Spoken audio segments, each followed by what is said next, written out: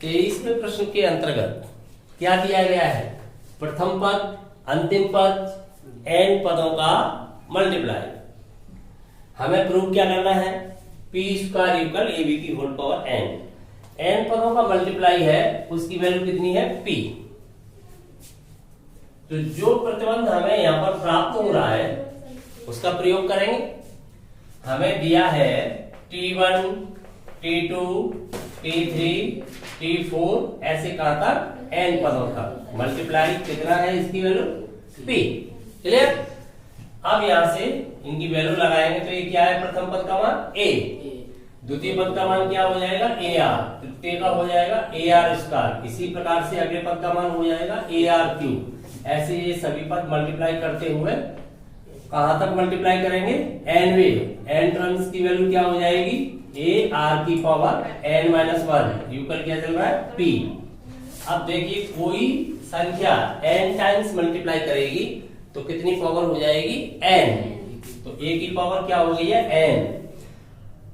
r की power 1, 2, 3 ऐसे बढ़ती हुई कहां तक जाती है? n माइनस 1 तक। तो एक ही आधार पर जब मल्टीप्लाई में होंगे तो घातों का क्या हो जाएगा? योग। तो r की पावर कहां से स्टार्ट है? 1, 2, 3 अप टू n माइनस 1। कितने पद हो गए? n minus 1।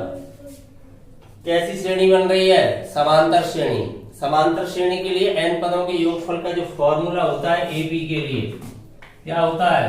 AP का सम ऑफ n होता है n/2 a प्लस l। लेकिन यहां पर n के स्थान पर क्या लगाना है? n माइनस 1 है पदों की संख्या, तब क्या हो जाएगा? n minus 1/2। और यहां पर प्रथम पद क्या है? 1 प्लस लास्ट पर n माइनस 1 ही है, तो क्या रह जाएगा? ये n इंटू n माइनस 1/2। क्यों? n रह गया, तो n इंटू n माइनस 1/2। तो ये सभी योगफल का मान कितना हो जाता है? इक्वल चल रहा है आपका p एम्प्लाइज a की पावर n और r की पावर कितनी हो जाती है? n into n minus 1/2। Clear? Equal p implies. यहां जरा ध्यान देंगे, a r की power n minus 1/2 whole power n। देखिए यहां तक मल्टीप्लाई करेगी, n यहां पर आ जाएगी, यहां पर भी मल्टीप्लाई आ जाएगी, तो ये मैंने बाहर निकाल दी। Equal p। अब हमें जो प्रूव करना है वो क्या प्रूव करना है? p स्क्वायर करना है, तो स्क्वायरिंग ऑन बोथ साइड्स। तो दोनों ओर क्या करना चाहिए? वर्क करने पर। वर्क करेंगे तो लेफ्ट में करेंगे, राइट में भी करेंगे। यहां पर वर्क करेंगे तो आपको पता है घातें मल्टीप्लाई करती हैं तो क्या हो जाएगा? ये 2n हो जाएगा वर्क करने पर। तो क्या आ जाएगा? a r की पावर n माइनस 1/2। यहां पर कितनी पावर हो जाएगी? अब 2n। इधर क्या हो जाएगा? p square. क्लियर? अब जरा ध्यान से देखना, ये 2 पावर में कहां भेज रहा हूं? अंदर। ठीक है? तो यहां पर क्या हो जाएगा? a square. यहां क्या रह जाएगा? n माइनस 1 केवल। होल पावर n तो रहेगी, इक्वल चल रहा है p स्क्वायर। p स्क्वायर को चाहे लेफ्ट में लगो या राइट में, एक ही बात है, क्वेश्चन है। तो ये भी लिख सकता हूं p स्क्वायर इक्वल, यहां देखें a इंटू a की power n minus 1 whole power n। क्यों? बता सकते हो क्यों? a इंटू a जो मैंने ये r है, a इंटू ए मैंने इसको लिखा है, a इंटू ए तो आपकी r है, a की घात 2 है तो a इंटू ए क्यों लिखा है मैंने? क्योंकि a r की पावर n माइनस 1 ये क्या बनेगा? b टर्म ऑफ n है, तो इसकी वैल्यू क्या दी गई है? b। तो यहां से मैं इसे यूज करूंगा तो p स्क्वायर इक्वल, देखिए ये क्या बनेगा? Term of n। तो यहां पर बनेगा a into term of n whole power आपकी चल रही है n implies p square equal a term of n की वैल्यू क्या फाइंड हो रही है? b। तो ये वैल्यू यहाँ पर यूज करेंगे तो a b की होल पावर क्या हो जाएगी? n। यही प्रूव करना था, हैंस प्रूव। एक बार फिर ध्यान दें, जो प्रतिबंध दिया था उसका प्रयोग किया हमने, सभी के गुणनफल में मान लगा दिए। मान लगाने के बाद a की पावर n हो जाएगी, n टाइम्स मल्टीप्लाई कर रही है, r की पावर हमने इकट्ठी कर ली। इकट्ठी करने के बाद ये क्या है, अरिथमेटिक प्रोग्रेशन है, समांतर श्रेणी है। समांतर श्रेणी के योगफल से इसका योगफल फाइंड कर लिया। उसके बाद n यहाँ पर वेनिस्ट है, जो पावर दोनों में वो हमने बाहर रख दी। फिर हम देख रहे हैं हमें p स्क्वायर इक्वल प्रूव करना है, तो हमने दोनों को वर्ग कर दिया। वर्ग कर दिया तो वर्ग को हमने अंदर भेजा, n वही रखा क्योंकि हमें n पावर प्रूव करनी है। फिर हमने a को a इंटू a लिखा, तो ये क्या बन गया, term of n। Term of n की वैल्यू v अप्लाई की, क्लियर। ठीक, 24वां क्वेश्चन, हमें किसी जीपी के प्रथम n पदों एवं n+1 पद से कहां तक, अगले 2n पदों तक जो योगफल में अनुपात है वो क्या प्रूव करना है, 1/r की पावर n। प्रथम से n तक, फिर n+1 से 2n तक पदों की संख्या समान होगी या अलग अलग होगी, पहले ये विचार करो। 1 से n तक कितने पद हो गए, n। फिर स्टार्ट कहां से कर रहे हैं हम, n+1 से, यानी n के आगे वाला पद कौन होगा, n+1, एक अधिक होगा। n+1 से कहां तक, 2n तक। तो पदों की संख्या तो बराबर ही होगी दोनों स्थिति में। टोटल तो 2n पद है ना, 1 से 2n, 2n से n और फिर अगले n, क्योंकि वो भी 1 से कहां तक जाएंगे, n तक। n में ऐड होगा कहां से, n+1, n+2, n+3, at last n+n, तभी तो बनेगा 2n। क्लियर हो गई बात। तो पदों की संख्या तो समान ही रहेगी, लेकिन वो प्रारंभ से है, जबकि वो n+1 से है। वो n+1 से 2n तक है, जबकि वो 1 से n तक है। एक ही श्रेणी है। तो चलो सबसे पहले ये मान लें, प्रथम पद a एवं सारानुपात r। माना प्रथम पद जो फर्स्ट टर्म है वो क्या मानना चाहिए, a। सारानुपात r है। तब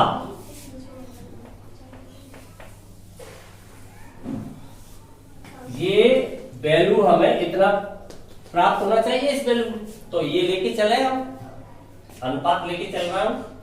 सिग्मा, देखिए मैं सीधा सिग्मा ओपन कर दूं, T1 plus T2 plus T3 plus up to कहां तक, टर्म ऑफ n, 1 से n तक। रेशियो अनुपात में लोगे तो कहां से शुरू हो गया, n+1 में पद से, term of n+2 plus term of n+3, ऐसे एट लास्ट आपका होगा टर्म ऑफ क्या हो जाएगा, n+n, तो वो हो जाएगा 2n।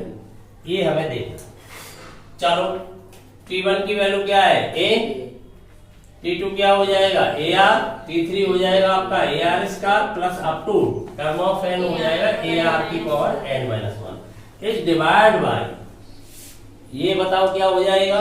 इसी सीरीज में आप आगे बढ़ रहे हो, तो n-1 के बाद क्या हो जाएगा, n, तो ये हो जाएगा AR की पावर n। यहां से शुरू होगा, n+1 पद है, r की जो पावर होती है पद संख्या से एक कम, प्लस n+1 प्लस n+2, ऐसे चलता रहेगा। एट लास्ट क्या हो जाएगा, बिल्कुल, क्यों कि आपने यहाँ पर n+1, n+2, ऐसे 2n में जाओगे तो उससे एक कम, तो ये हो जाएगा AR की पावर 2n-1। ये समझ में आ गया तक, ठीक है। आगे देखो, कॉमन आ रहा है सभी में, a आ रहा है अकेला ऊपर, तो a कॉमन ले लिया आपने, क्या बचेगा वो लिखो, 1 प्लस r स्क्वायर r3 ऐसे बचते जाएंगे। एट लास्ट क्या बचेगा, r की पावर n-1। अब देखिए नीचे क्या कॉमन आ रहा है, r की पावर n के बाद पावर बढ़ी तो रही है, आर की पावर एन भी कॉमन आ जाएगा, तो कॉमन आएगा ए आर की पावर एन, तब क्या बचेगा यहाँ 1, यहाँ क्या बचेगा आर, ए कट के पावर आर स्क्वायर। अब तो तुम इंटेलिजेंट हो गए, आगे बता सकते हो एट लास्ट क्या बचेगा, क्योंकि n सब्ट्रैक्ट करोगे ना तो 2n से n सब्ट्रैक्ट हो जाएगा तो n-1 ही रह जाएगा, तो ये रह जाएगा r की पावर n-1।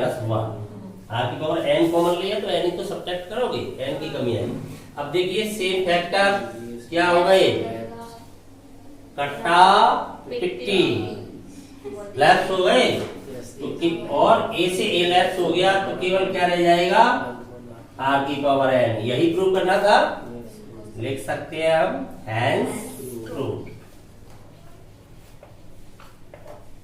क्लियर।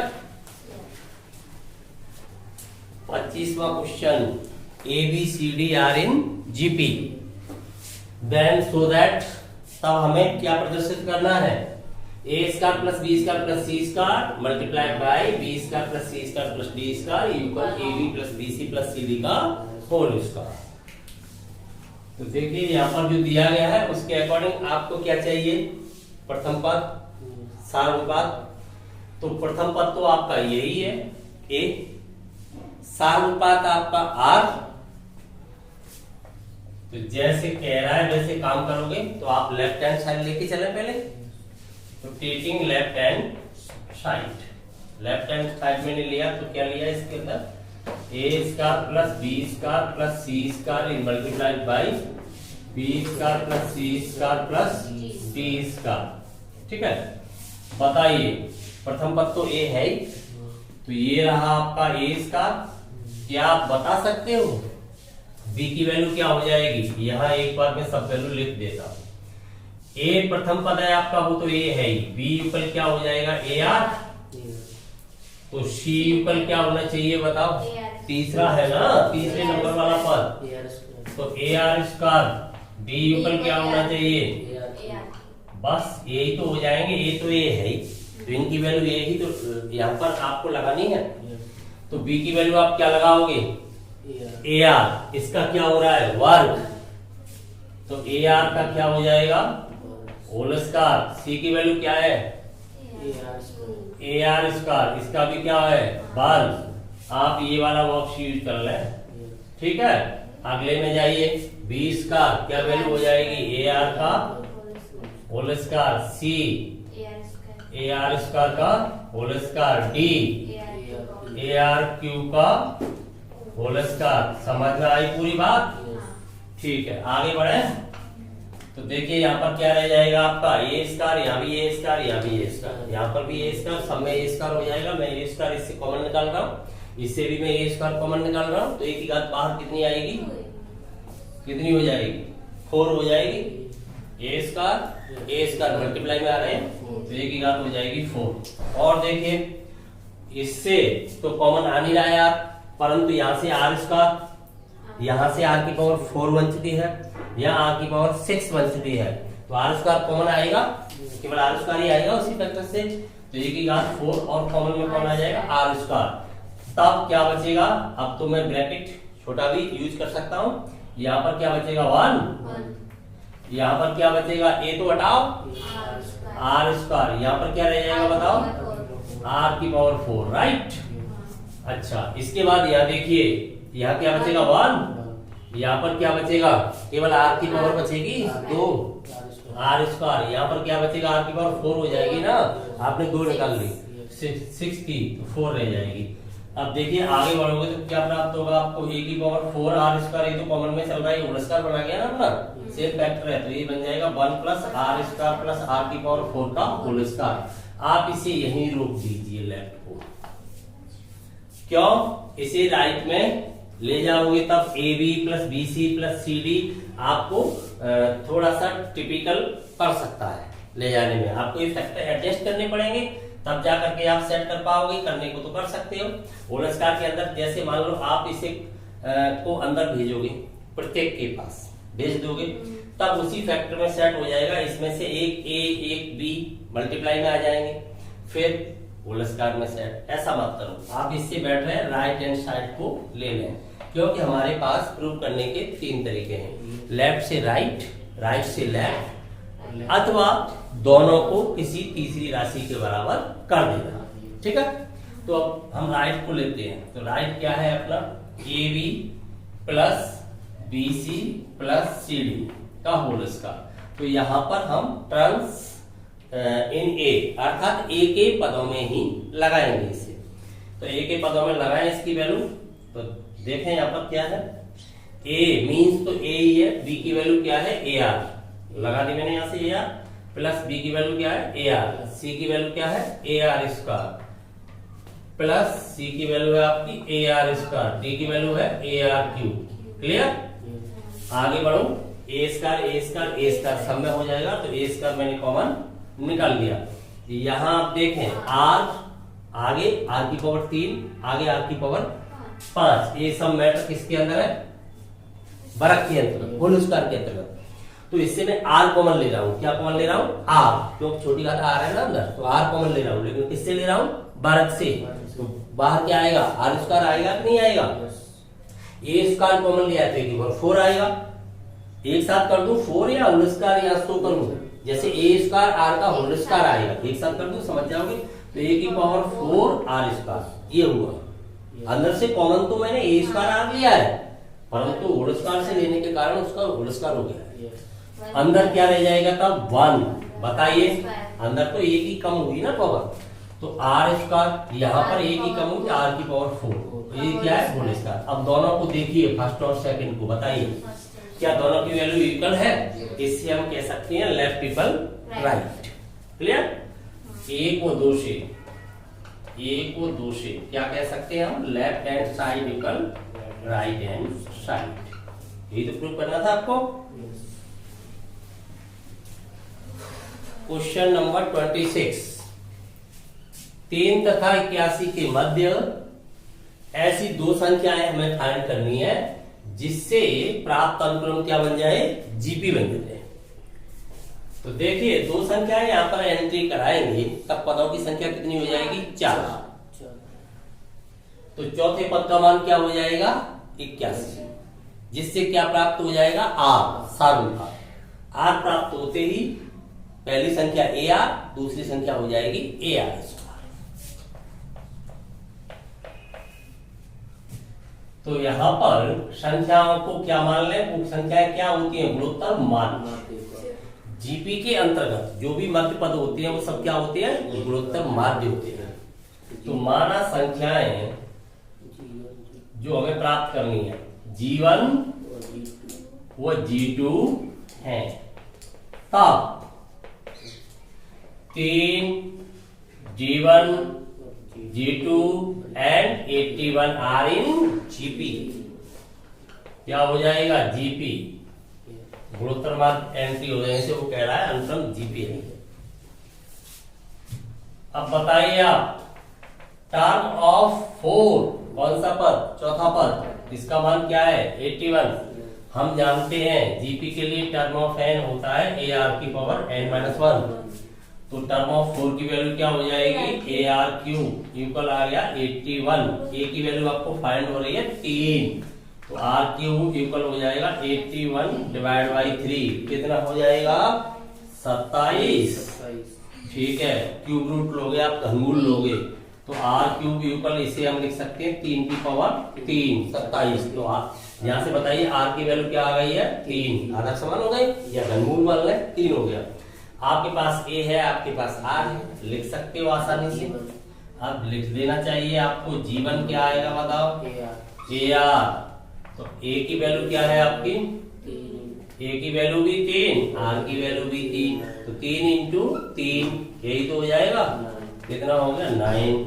अब आपको चाहिए दूसरी संख्या G2, बताइए क्या प्राप्त होगी, ए आर स्क्वायर। तो कितनी हो जानी चाहिए, 3 इंटू 3 का स्क्वायर 27 हो जानी चाहिए। अगर संख्याएं आपकी क्या आ गई है, 9 तथा 27। समझ में आ गया। 27वें क्वेश्चन के अंतर्गत हमें ए तथा बी के मध्य गुणोत्तर माध्य दिया गया है। ये जो राशि है वो क्या है, ए तथा बी के मध्य गुणोत्तर माध्य है। तो हमें n का मान फाइंड करना है। तो जैसे कहा गया है वैसे लिखें। तो बताइए ए और बी के मध्य गुणोत्तर माध्य क्या होता है? पहले ये बताओ ए तथा बी के मध्य गुणोत्तर माध्य क्या होता है? दो संख्याओं का गुणोत्तर माध्य, गुणोत्तर माध्य है वो तो ये होता है अंडरवुड ए बी, यही होता है ना। प्रश्न तब क्या हो जाना चाहिए? प्रश्न जो कह रहा है, प्रश्न ये कह रहा है कि अंडरवुड ए बी ऊपर लिखना है, क्योंकि गुणोत्तर माध्य तो ये है तो इसके बराबर होना चाहिए। तो बराबर रख दो a की पावर n+1 प्लस b की पावर n+1 अपॉन a की पावर n प्लस b की पावर n इक्वल हो जाएगा अंडरवुड ए बी। क्लियर? गुणोत्तर माध्य है तो गुणोत्तर माध्य के इक्वल होना चाहिए। एम्प्लाइज, इसमें समझने के लिए ऐसी कोई विशेष बात नहीं है। किसी राशि को गुणोत्तर माध्य बोला जा रहा है तो वो गुणोत्तर माध्य है तो गुणोत्तर माध्य का कार्य करना चाहिए, उसे गुणोत्तर माध्य के इक्वल होना चाहिए। तो गुणोत्तर माध्य के इक्वल हमने रख दी। अब इसे हमें इक्वेशन को सॉल्व करना है। तो सॉल्व करने के लिए हमें क्या करना चाहिए? स्क्वायरिंग ऑन बोथ साइड्स, क्योंकि दोनों में स्क्वायर करेंगे तो स्क्वायर रूट हट जाएगा। तो स्क्वायर कर रहा हूं मैं बड़ा करने पर, तो यहाँ भी होल स्क्वायर आएगा, यहाँ भी होल स्क्वायर आएगा। आप थोड़े से इंटेलिजेंट हो जाए तो मैं स्क्वायर ओपन करना साथ ही शुरू कर दूं। यहाँ लिख दूंगा साइड में वर्क करने पर स्क्वायरिंग ऑन बोथ साइड्स। मैंने दोनों ओर वर्क कर दिया है। तो वर्क ओपन करें तो क्या होगा? a प्लस बी का होल स्क्वायर, तो a square plus B square ऐसे आएंगे पर। तो बताओ a स्क्वायर आएगा तो यहाँ पर a की पावर n+1 का होल स्क्वायर हो जाएगा। तो क्या हो जाएगा? n+1 ऐसे होल स्क्वायर में आ जाएगा, प्लस b की पावर n+1 ये भी होल स्क्वायर में आ जाएगा, प्लस ट्वाइस और दोनों का मल्टीप्लाई आएगा 2ab। तो a की पावर n+1 भी होगा, b की पावर n+1 भी होगा। होल स्क्वायर ओपन हो चुका है। ऐसे ही नीचे होल स्क्वायर आप ओपन करोगे तो नीचे होल स्क्वायर ओपन करोगे तो बताओ क्या आएगा? a की पावर n का होल स्क्वायर आएगा, a square plus b square, b की पावर n का भी वर्ग आएगा, प्लस 2a की पावर n इंटू b की पावर n यूकल इधर आपका क्या हो जाएगा? a b। क्लियर? आप देखिए, आप यहाँ पर क्रॉस मल्टीप्लाई कराओगे तो अपॉन में 1 है, तो ऐसे मल्टीप्लाई एक तरफ दूसरा मल्टीप्लाई दूसरी तरफ, तो रखिए तो सेम यही आ जाएगा। तो 2 अंदर मल्टीप्लाई करेगा तो a की पावर कितनी हो जाएगी आपकी? 2n+2 हो जाएगी, प्लस b की पावर भी 2n+2 हो जाएगा, और यहाँ पर ट्वाइस a की पावर n प्लस 1 b की पावर n+1 यूकल। ये भी मल्टीप्लाई प्रत्येक पद से करेगा तो यहाँ पर a की पावर 2n हो गया, 2n हो गया, और a भी मल्टीप्लाई कर रहा है तो एक और बढ़ जाएगी पावर। तो a की पावर क्या हो जाएगी? 2n+1 b रह जाएगा। समझ पा रहे हो? फिर यहाँ मल्टीप्लाई करेगा तो b की पावर बढ़ेगी। तो अगले पद में हो जाएगा आपका a b की पावर 2n+1, इसमें मल्टीप्लाई करेगा तो दोनों पे ही बढ़ेगी पावर। ठीक है?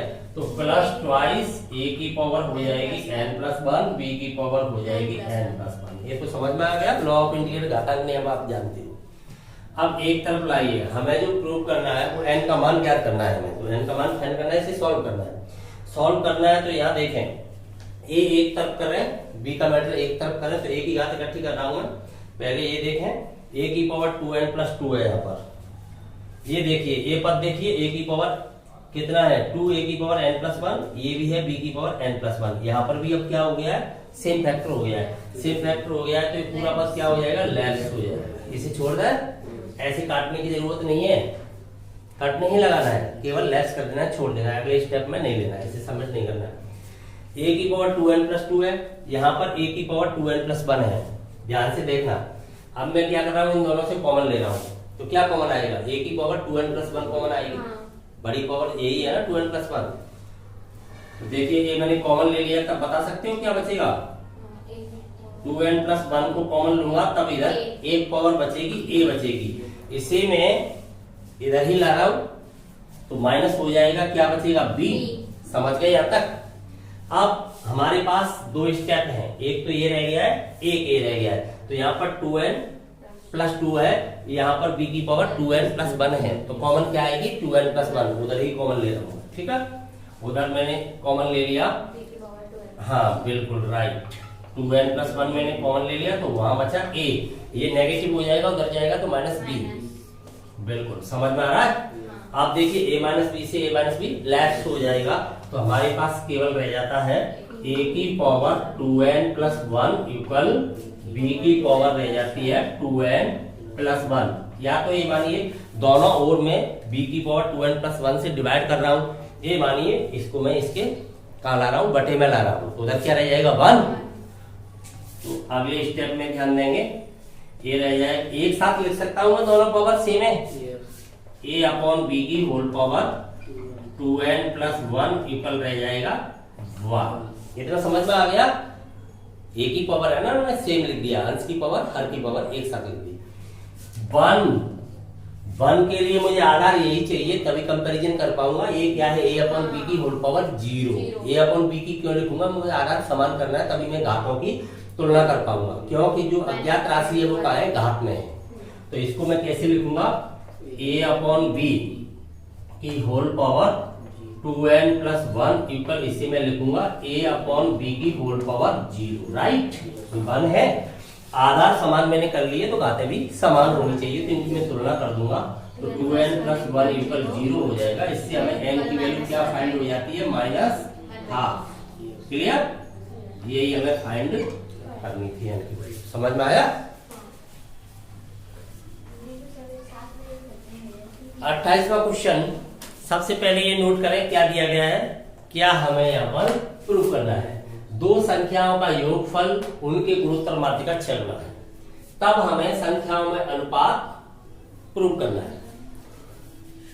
तो संख्याएं मान ली जाए, तो सबसे पहले संख्याएं मान लेते हैं। माना संख्याएं x y माने अथवा जो भी माने a b, ठीक है, a b मानोगे, a वो b है, हमने संख्याओं को a और b मान लिया। तब प्रश्न जैसे कह रहा है वैसे काम कर रहा है, प्रश्न के अनुसार अकॉर्डिंग टू क्वेश्चन क्या है, उनका योगफल। योगफल क्या होता है, a प्लस b। इसकी वैल्यू क्या प्राप्त हो रही है, उनके गुणोत्तर माध्य का 6 गुना। गुणोत्तर माध्य क्या होगा, √ab। क्लियर, उसका 6 गुना। ये इक्वेशन हमें एक फाइंड हो रहा है। अब हम 10th पास भी हैं, है कि नहीं है, 10th पास है तो हम जानते हैं दूसरा इक्वेशन लेना, हम जानते हैं a minus B equal under of a plus B का होल स्क्वायर माइनस 4ab। बताओ ये बात सही या गलत, सही बात, इतना ही होगा। a प्लस बी का मान, उसका फायदा उठाएंगे, तो यहाँ पर लगाएंगे तो ये क्या हो जाएगा, a प्लस बी का मान ये है, इसका होल स्क्वायर होगा, होल स्क्वायर होगा तो 36ab हो जाएगा। समझ गए ना, 36ab माइनस का क्या चल रहा है आपका 4ab, टोटल आपके पास कितना बचेगा 32ab। 32 16 गुणा 2, 16 का 4 बाहर आ जाएगा तो 32 का होता है 4√2, हो गया 32 √ab, यही तो फाइंड होगा। तो आपको ये इक्वेशन फिर फाइंड हो चुका है, a minus B equal 4√2 √ab। Equation आपने मान लिया सेकंड। अब फर्स्ट और सेकंड को आप सॉल्व करके a और b का मान फाइंड करें, फिर उन दोनों में अनुपात प्रूव करें, ठीक है। तो दोनों समीकरणों को हल कीजिए। हल करेंगे तो देखिए जोड़ने पर फर्स्ट प्लस सेकंड दोनों को जोड़ रहा हूं, जोड़ते हुए हमें पता है b लैप्स हो जाएगा, b लैप्स हो जाएगा, 2a हो जाएगा। 2a इक्वल आप जोड़ोगे तो दोनों को जोड़ कर रख लो, उसके बाद कॉमन लेना है, आप कॉमन ले लेना जैसी आपकी क्षमता है। आप कॉमन अब दिख रहा है आपको, तो अब लो कॉमन, क्या आ रहा है 2 आ रहा है और √ab आ रहा है, तो आपने कॉमन ले लिया 2√ab। तो बचेगा क्या यहाँ पर बताइए 3, यहाँ पर क्या बचेगा प्लस 2√2 बचेगा। समझ में आया। इससे आगे बढ़ोगे तो 2 डिवाइड कर देगा तो अपने पास a का मान आ जाएगा। a का मान क्या आ जाएगा, √ab मल्टीप्लाइड 3 प्लस 2√2। √ab इधर लिखे हैं उधर लिखे हैं, उससे कोई फर्क नहीं। एक बात समझ में आ गई, a का मान आ गया। पुनः हमें क्या कर देना चाहिए, a का मान उसमें लगाओ, उससे बैठ रहे इनको घटाई दो, सीधा ही आ जाएगा, बात तो एक ही है ना। तो यहां से हम इसको क्या कर रहे हैं 1 माइनस 2, 1 से 2 को घटा रहा हूं, घटाने पर चिन्ह बदल जाएंगे तो a लेस हो जाएगा, b पॉजिटिव होके ऐड हो जाएगा, तब ये क्या हो जाएगा 2b। 2b इक्वल आप सब्ट्रैक्ट करोगे तो सेम या माइनस ही तो आ जाएगा, कॉमन तो वही आएगा। तो 2 रूट AB और यहाँ पर हो जाएगा 3 माइनस 2 रूट। क्लियर? इससे आप 2 से 2 डिवाइड हो जाएगा तो b इक्वल b की वैल्यू आपके पास आ जाएगी under root AB into 3 minus 2 root 2। समझ में आ रहा है? कोई शक? अब हमें जो फाइंड करना है दोनों में अनुपात, तो अनुपात के लिए क्या करना चाहिए? डिवाइड कर देना चाहिए। तो अब हमें जो फाइंड करना है दोनों का रेशियो, तो ये होता है अनुपात का बिंदु। ठीक है, बाद में अनुपात में लिख देना भले। आप डिवाइड करोगे तो आपको पता है, यहीं से समझ पा रहे हो या शो करोगे? ये सीधा लेफ्ट हो जाएगा, आपके पास केवल यही रह जाएगा 3 plus 2 root 2 is divide by 3 minus 2 root 2। अतः हम लिख सकते हैं इसे अनुपात रूप में a अनुपात b, अर्थात संख्याओं में जो अनुपात है या तो प्रोपोर्शनल टू लगाएं या इक्वल लगाएं। समानुपाती का चिन्ह जानते हो आप, 4 लग जाते हैं डॉट एक साथ, कुछ भी लगाएं या इक्वल लिखें। तो क्या है यहाँ पर? पूरक पद अनुपात उत्तर पद 3 प्लस 2 रूट 2 अनुपात 3 माइनस 2 रूट 2। यही हमें प्रूव करना था, प्रदर्शित करना था, प्रूव करना था, जो भी है। क्लियर?